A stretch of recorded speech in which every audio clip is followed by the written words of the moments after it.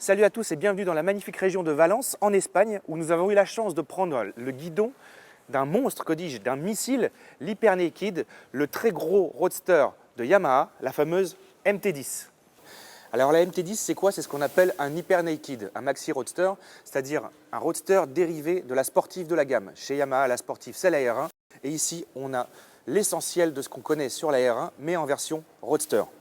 Alors, on a toujours au cœur de ce cadre hyper rigide le fameux 4 cylindres en ligne de 998 cm3 dérivé de la R1 qui fournit dorénavant 6 chevaux de plus pour atteindre 166 chevaux, autant dire un petit monstre, et 112 Nm de couple à partir de 5500 tours minute. Alors, sur le papier, on se dit que c'est quand même assez ingérable. Eh bien, rassurez-vous, Yamaha a pensé à tout parce qu'on a à l'intérieur une centrale IMU, une centrale inertielle qui permet de calculer tout ce qui va influer sur le comportement dynamique, c'est-à-dire l'accélération, la prise d'angle, le freinage, le comportement du véhicule. Et donc en complément de toute cette armada d'aides électroniques, on a aussi un quick shifter up and down qui permet, je le rappelle, de passer les vitesses sans toucher au levier d'embrayage, aussi bien à la montée qu'à la descente des rapports. Un quick shifter qui est aussi déconnectable pour qui veut rouler de manière plus classique en touchant le levier d'embrayage tout simplement. Alors ce qui est assez impressionnant quand on monte sur cette machine, bon déjà il y a le design. Alors les goûts et les couleurs, ça ne se discute pas. Toujours est-il que Yamaha a retravaillé quand même le design de cette machine qui avait un look très robot, on va dire.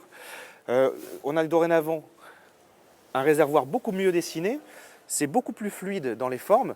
Ça reste encore assez particulier avec toujours ce regard lenticulaire, mais on peut dire qu'il y a quand même eu assez de travail. On a une selle un peu plus creusée, ce qui permet d'être bien assis, et des repose-pieds assez hauts. On a une position vraiment idéale, quel que soit le gabarit, avec des commandes qui tombent très bien sous la main. Donc comme je disais, on est assez impressionné par cette machine quand on la regarde. On se dit ça va être quand même une bête à maîtriser. Et bien pas du tout.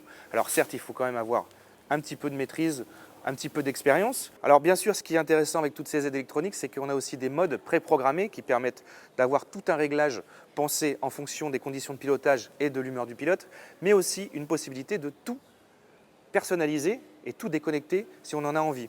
Ça, c'est plus pour les pilotes et surtout pour la piste. Tout cela se fait via une molette et un écran TFT, le même écran que sur la R1 qui est très lisible, qui permet d'avoir un maximum d'informations et qui permet aussi, quand on est la tête dans le guidon, de savoir à peu près où on en est des réglages et de régler en roulant si nécessaire, par exemple la puissance ou le freinage quand on est sur l'angle.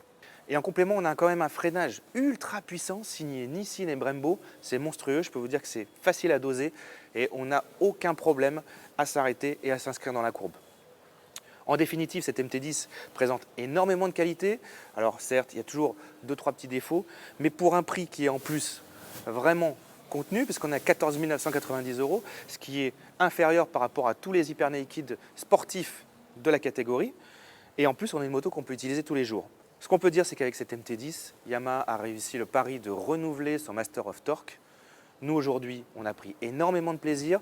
On est sûr que les futurs acquéreurs de cette machine en prendront énormément.